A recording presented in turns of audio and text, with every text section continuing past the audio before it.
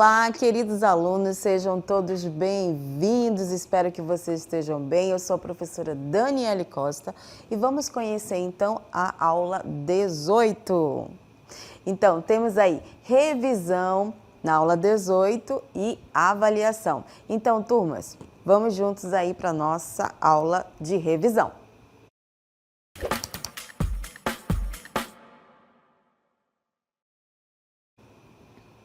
Então, turmas, vamos direcionar o primeiro conteúdo, que é a intertextualidade. E para nós começarmos, vejamos aí o conceito de intertextualidade. Acompanhe aí na tela. A intertextualidade é a presença textual de elementos semânticos ou formais que se referem a outros textos produzidos anteriormente.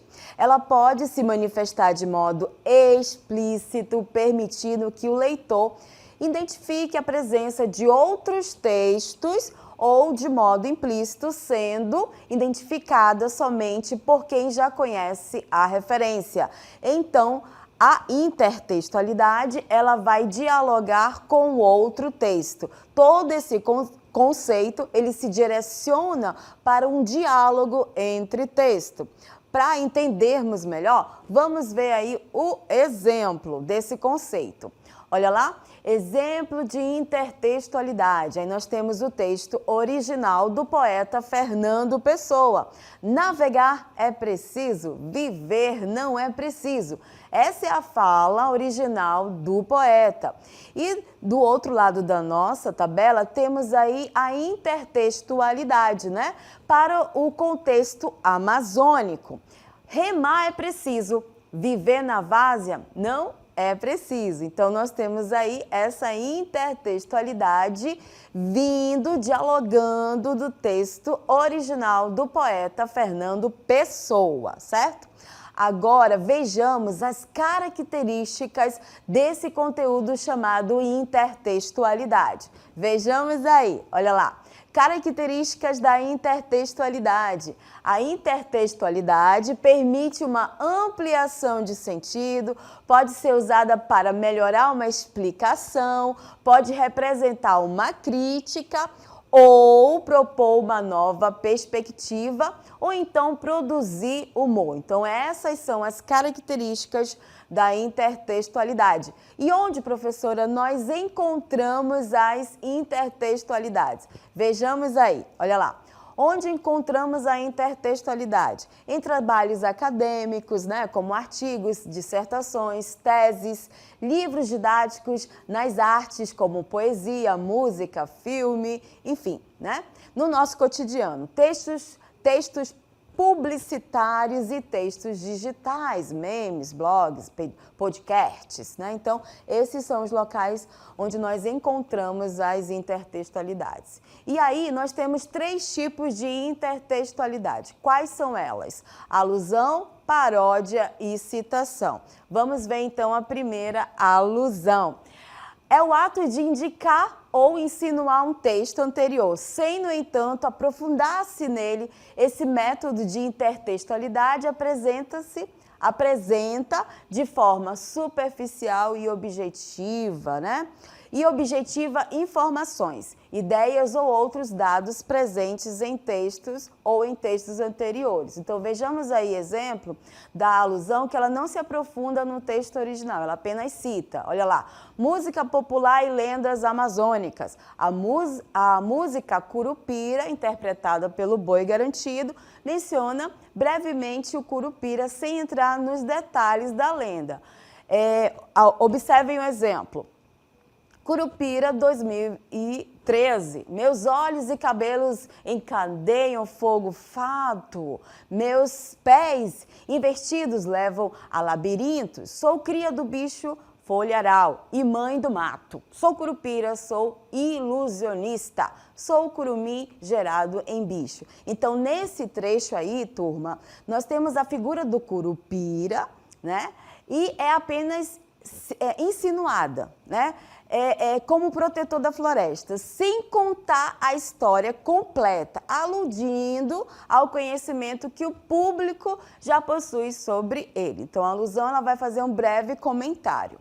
Vamos agora para a paródia, né? A paródia, nesse tipo de intertextualidade, mantém-se uma base do texto original, né? Mas subverte-se ou modifica-se elementos, imagens ou palavras que deixam a paródia com teor crítico, satírico ou cômico. Além de mudar geralmente o sentido original, o texto ainda contém semelhanças com sua inspiração. Vamos ver exemplo de paródia. Paródia da canção de Luiz Gonzaga. E depois nós vamos ver Barco Quebrado, que é fazendo referência a essa música Asa Branca. O texto original é: quando olhei a terra ardendo, qual fogueira de São João, eu perguntei a Deus do céu, ai, por que tamanha judiação? Então nós temos aí o texto original. E a paródia, aqui, quando eu vejo o motor parando no meio dos solimões, fico pensando em remo e corda, que hoje a volta vai ser em vão. Então nós temos aí apenas uma paródia, uma forma humorística para se referir ao texto original. Então, a paródia usa humor para retratar o desafio comum de barcos com motores quebrados no meio dos rios, né, amazônicos, algo que faz parte da vida diária de muitas comunidades. Agora vejamos a nossa última intertextualidade, que é a citação. Nesse texto de intertextualidade, o autor faz referência a um outro texto por ser relevante ao texto que está desenvolvendo. A citação pode ocorrer de forma direta, em que se copia o texto e se reproduz totalmente, geralmente entre aspas, ou pode ser indireta, quando reafirma o pensamento do autor original, mas com outras palavras, né? Explicando os conceitos trabalhados pelo primeiro, seja por concordar ou para discordar. Então ele vai citar, vejamos aí o exemplo. Segundo Sócrates, o sábio é aquele que conhece os limites da própria ignorância. Logo, de nada adianta ter acúmulo de informações quando não se aplica a autocrítica e a reflexão como ferramentas de conhecimento das potências e limites do nosso conhecimento. Então, diretamente, nós temos aí a citação do filósofo Sócrates. Agora, vamos falar sobre concordância verbal, que é o nosso outro contexto aí. Vejamos o conceito de concordância verbal. A concordância verbal é uma oração que se divide normalmente em duas partes, o sujeito e o predicado. Então, vejamos aí um exemplo. Aquele pescador chegou às 10 horas da manhã no mercado municipal de Manacapuru. Quem está chegando? É um ser. Quem é esse ser? Aquele pescador. Então, o verbo chegar vai concordar aí com esse sujeito. O sujeito, então, o ser, aquele pescador. E o que o verbo fala dele? A ação chegou às 10 horas da manhã no mercado municipal. Então, a base desse exemplo pode-se anunciar a regra geral da concordância verbal, né? O verbo concorda em número e pessoa com o sujeito. Para ficar mais esclarecido, vejamos aí essa tabela. Olha lá, sujeito no singular. Então, o verbo vai concordar com esse ser. Pela manhã, mamãe fez café. Por que o verbo fez está no singular? Porque o sujeito que está praticando a ação está no singular. Sujeito no plural, verbo no plural. Pela manhã, os pescadores chegaram com vários tambaquis. Então, temos aí vários, né, pescadores, logo, o verbo precisa estar no plural. Sujeito composto, dois seres, o verbo também fica no plural. Pela manhã, mamãe e minha irmã fizeram o café e bolo de milho. Então, dois seres fazendo ação, verbo no plural. Vejamos algumas regras sobre a concordância verbal. Regras de concordância verbal com sujeito coletivo. Primeira particularidade. Quando o sujeito é coletivo, o verbo fica sempre no singular, tá? Então, quando tiver essa particularidade, verbo no singular. O cardume ultrapassou o limite da barragem. O rebanho era espetacular. Então, nós temos aí os sujeitos no singular, no sentido de coletivo, verbo no singular. Vejamos a segunda concordância. Concordância com coletivos partitivos. O verbo pode ser usado no singular ou no plural em coletivos partitivos, tais como a maioria de, a maior parte de, grande número de. Então, os exemplos vão esclarecer melhor essa conceituação. A maioria das mulheres chegou cedo ao mercado. A maioria das mulheres chegaram cedo ao mercado. Então, há essa liberdade do verbo ficar no singular ou no plural. A maior parte dos alunos passou de ano. A maior parte dos alunos passaram de ano. Então, aí o verbo pode ser usado tanto no singular quanto no plural. Grande número dos ribeirinhos se retirou ou grande número de ribeirinhos se retiraram, né? Então, existe aí essa liberdade quando temos essas particularidades. Vejamos agora a terceira concordância com os verbos dar, soar, bater, mais horas. Se referindo a horas, o verbo ele vai concordar, né? Como diz aí, com horas, os verbos dar, soar e bater sempre concordam com o sujeito. Vejamos exemplo. Exemplos, né?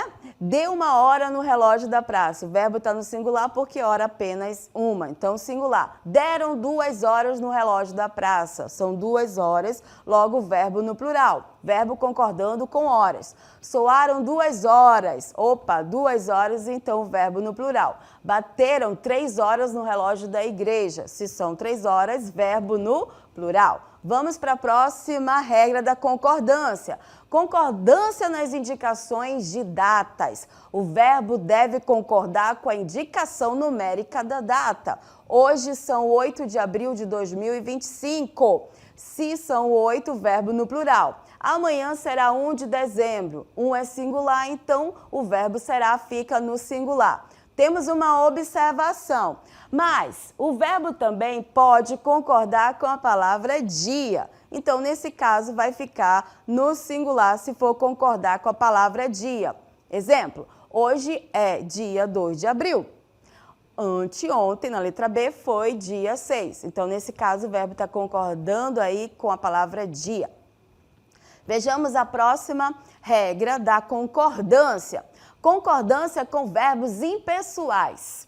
Quais são? Os verbos impessoais, haver com o sentido de existir, fazer com o sentido de tempo decorrido e verbos que manifestam fenômenos naturais, como fenômenos da natureza, sempre vão ser conjugados na terceira pessoa do singular. Vejamos exemplo.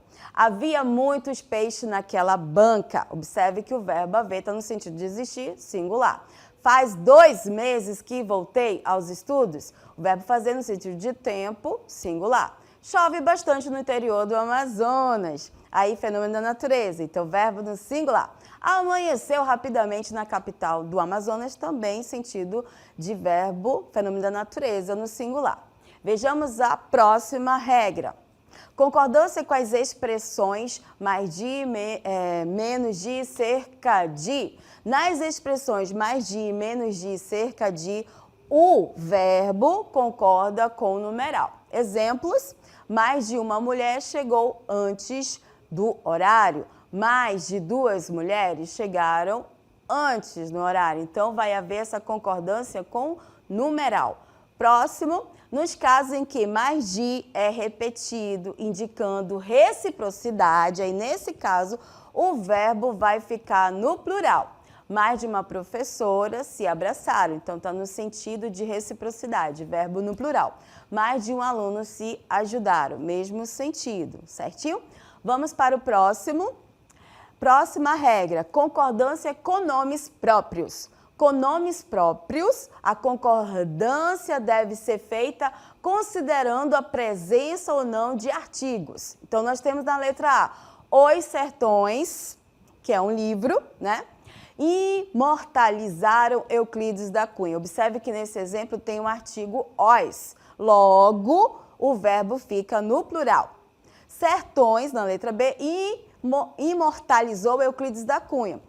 aqui não há artigo. Então, nesse caso, mesmo que sertões esteja no plural, mas fica no singular o verbo. O Amazonas parece um verdadeiro mar, então não temos aí o artigo no plural, logo o verbo no singular. Os Estados letra D. Os Estados Unidos sofreram ataques terroristas. Os está explícito, então o verbo fica no plural. Vamos à próxima regra de concordância. Concordância com sujeito formados, né, por sinônimos. Na concordância com sujeitos formados por sinônimos, o verbo pode ir para o plural ou ficar no singular ou concordar com o núcleo mais próximo. Vamos ver exemplo. A preguiça e lentidão destacaram aquela gerência. B, preguiça e lentidão destacou aquela gerência. Então, aí, nesse caso, pode ficar no singular ou plural, quando for nomes sinônimos. Vejamos a nossa próxima. Concordância com o sujeito formado por palavras em graduação e numeração. Na concordância com o sujeito formado por palavras em graduação e numeração, o verbo pode flexionar para o plural ou pode concordar com o núcleo mais próximo. Vamos ver exemplo. Um mês, um ano, uma década de poder não supriu a saúde. Então, nós temos uma sequência aí, né, de enumeração. Pode ficar no singular ou pode ir para o plural, que é o caso da letra B. Um mês, um ano, uma década de poder não supriram a saúde, tá? A próxima concordância. Concordância com sujeitos ligados por nem. Quando, a regra aí, quando os sujeitos são ligados por nem, o verbo vai para o plural. Exemplos, nem chuva nem frio são bem recebidos. Nem futebol, nem natação são os seus esportes preferidos. Então, com nem aí, o verbo fica no plural. E a outra regra gramatical é concordância com locuções, é muito, é pouco, é mais de, é menos de. Na concordância com locuções, é muito, é pouco, é mais de, é menos de, que indicam preço, peso e quantidade, o verbo fica sempre no singular. Então, essa é a caracterização dessa regra. Olha os exemplos. Letra A, 3 vezes é muito. B, 2 quilos de laranja é pouco para fazer o suco. Então, nós temos essas particularidades. Logo, com essas locuções, o sujeito, vai ocorrer, então, o verbo no singular. E para a gente fechar esse momento da nossa revisão, acompanhe aí a nossa tabela da regra geral de concordância verbal. Sujeito-verbo, se o sujeito estiver no singular, verbo no singular. Pela manhã, mamãe fez café. Se o sujeito estiver no plural, o verbo automaticamente ficará no plural. Pela manhã, os pescadores chegaram com vários tambaquis. E se o sujeito for composto, né, 2 ou mais sujeitos, verbo no plural. Pela manhã, mamãe e minha irmã fizeram café e bolo de milho. Então, turmas, nós revisamos intertextualidade, que é o diálogo entre textos, e concordância verbal, na qual o sujeito ele vai, né, definir se o verbo vai ficar no plural ou no singular. Deixo um abraço a todos e até a próxima.